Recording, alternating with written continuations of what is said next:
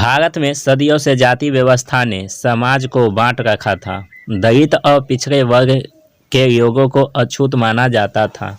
उन्हें मंदिर में प्रवेश नहीं दिया जाता था, सार्वजनिक कुओं से पानी नहीं भरने दिया जाता था और उनकी शिक्षा तक पर रोक थी। ऐसे समय में डॉक्टर भीमराव अंबेडकर का जन्म हुआ, जो एक दलित परिवार से थे। उन्होंने अपने जीवन में इस असमानता को करीब से देखा और इसे बदलने का संकल्प लिया। एक बार की बात है, जब छोटे भीमराव अपने पिता के साथ स्कूल जा रहे थे। रास्ते में उन्हें प्यास लगी। उनके पिता ने एक सार्वजनिक कुएं से पानी मांगा, लेकिन उन्हें मना कर दिया क्योंकि वे दलित थे। छोटे भीम राव ने पूछा, पापा हमें पानी क्यों नहीं मिलता? उनके पिता ने कहा, बेटा यह जाति व्यवस्था है जो हमें अछूत मानती हैं।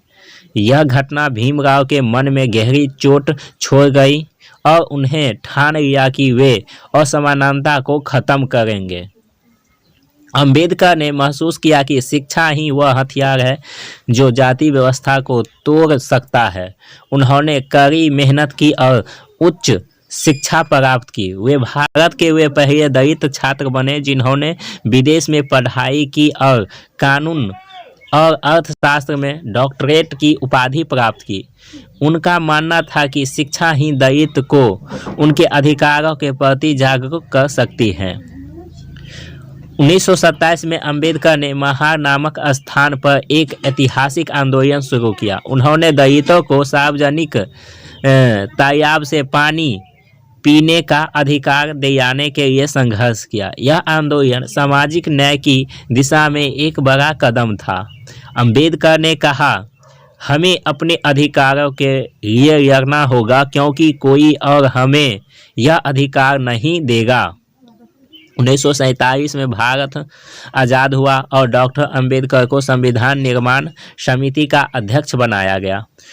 उन्होंने संविधान में ऐसा प्रावधान रखे जो सभी नागरिकों को समान अधिकार देते थे। उन्होंने अस्पृश्यता को गैरकानूनी घोषित किया और दलितों, महिलाओं और पिछड़े वर्गों के लिए आरक्षण की व्यवस्था की। उनका मानना था कि सामाजिक न्याय के बिना राजनीतिक स्वतंत्रता अधूरी है। 1956 में अंबेडकर ने हिंदू धर्म छोड़कर बौद्ध धर्म अपनाया। उन्होंने कहा कि बौद्ध धर्म समानता और न्याय का संदेश देता है। उनके साथ लाखों दलितों ने भी बौद्ध धर्म अपनाया। यह कदम उनके सामाजिक न्याय के संघर्ष का एक महत्वपूर्ण हिस्सा था। डॉक्टर अंबेडकर ने अपने जीवन में सामाजिक न्याय के लिए अथक संघर्ष किया। उनका मानना था कि समानता एक कल्पना नहीं बल्कि एक अधिकार है। उनके प्रयासों के कारण आज दलितों और पिछड़े वर्गों को शिक्षा, नौकरी और राजनीतिक में समान अवसर मिलते हैं। उनके विरासत हमें याद दिलाती है कि सामाजिक न्याय के लिए संघर्ष करना हमारा कर्तव्य है। यह कहानी हमें सिखाती है कि असमानता और न्याय के खिलाफ आवाज़ उठाना कितना ज़रूरी है।